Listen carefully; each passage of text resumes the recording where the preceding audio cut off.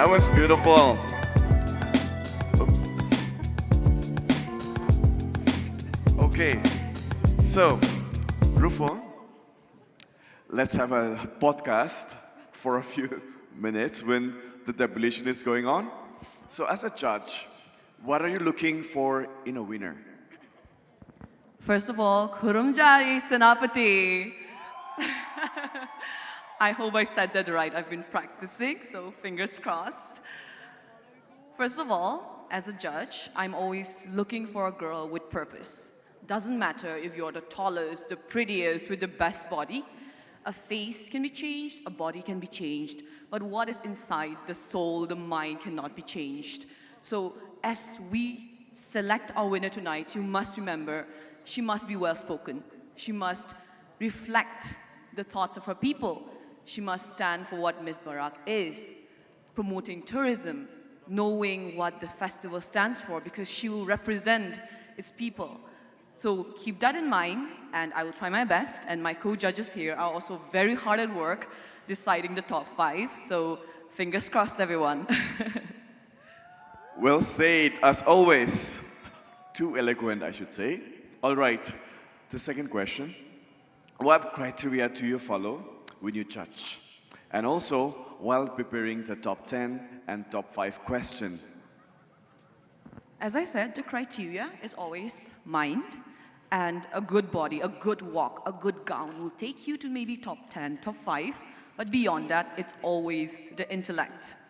And when I'm preparing a question, it's always something that an audience should understand.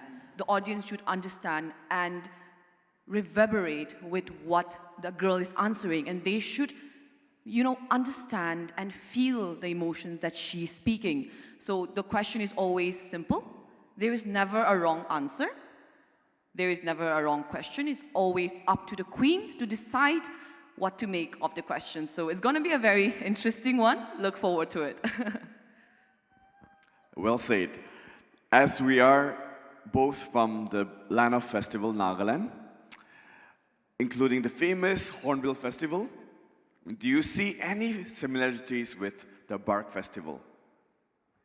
Well, Barak was also started with an aim to promote cultural diversity, to bring attention to the beautiful Barak River, and similar to that, Hornbill also started with an intent to bring world attention to our traditions, right?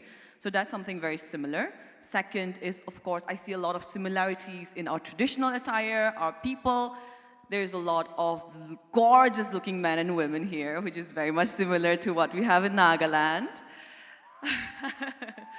And we also have a partnership where Miss Barak, the Barak Festival itself is promoting Miss Barak, which is very interesting because Miss Nagaland also goes hand in hand with the festival. And it's also very interesting, I was saying, that beauty is always a driving factor to bringing attention, to bringing people to come together in a community like this. We're all sitting to watch Miss Barak. Isn't that so beautiful? Yeah, it is, right? It brought me here to meet such kind, gracious, hospitable people. So Barak, like Hornbill, is all about the people. Doesn't matter that we are in the cold. Doesn't matter that it is freezing. It is still the heart, the warmth that brings people. And I hope to see so much more in the coming years. Absolutely. Kisama and the place where we are standing right now, it's very similar with the weather. And also Miss Nagaland actually started the Hornbill Festival in the year 2000 for the record. And Hornbill is celebrating the 26th edition this year. So Barak Festival can also go a long way, and with the help of Miss Barak, this can amplify it into an international festival. So, all right, it's really cold. So what do you think of beauty pageants in general? Beauty pageants is, on the surface, very about looks, right? It's about entertainment. People come, they have fun, they see the girls walking in gorgeous clothes, very fun. But beyond that, it's also a very grueling, disciplined craft. I'm feeling so cold standing here, and I've just been here for about 5-6 minutes. Imagine what the girls have been going through as they've been in their skirts, their gowns, in their traditional attire. It is a very difficult thing that requires a lot of discipline and determination.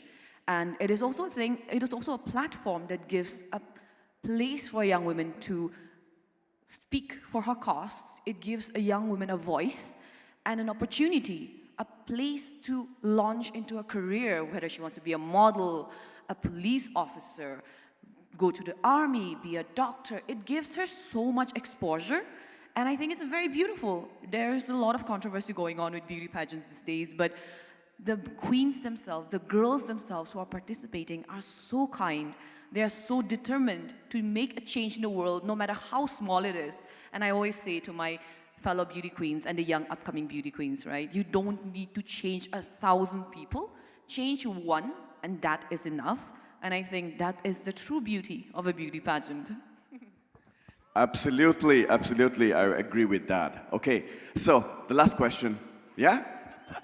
So tell us about your experience at the Miss Universe India. And also, you have received a lot of support from Manipur. So what is your message to all your fans? You know, funny story is when I was in Miss Universe India, where Danubi and she was representing Manipur at that time, and we were very good friends. Still as to this day, she has represented Manipur so beautifully and set a standard. At that time, I would get a lot of messages from people across Northeast, but among them, Manipur was one of the few states that really stood out. They were so passionate.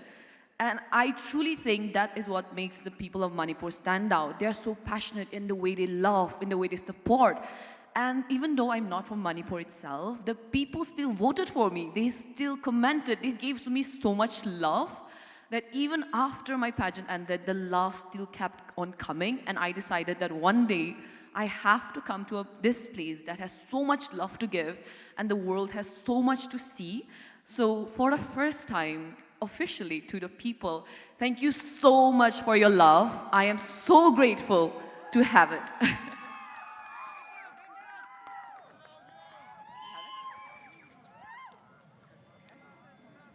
Okay, so I think my tabulator has given me finally the top 5. Okay, so this is the moment. Yeah, please take your seat.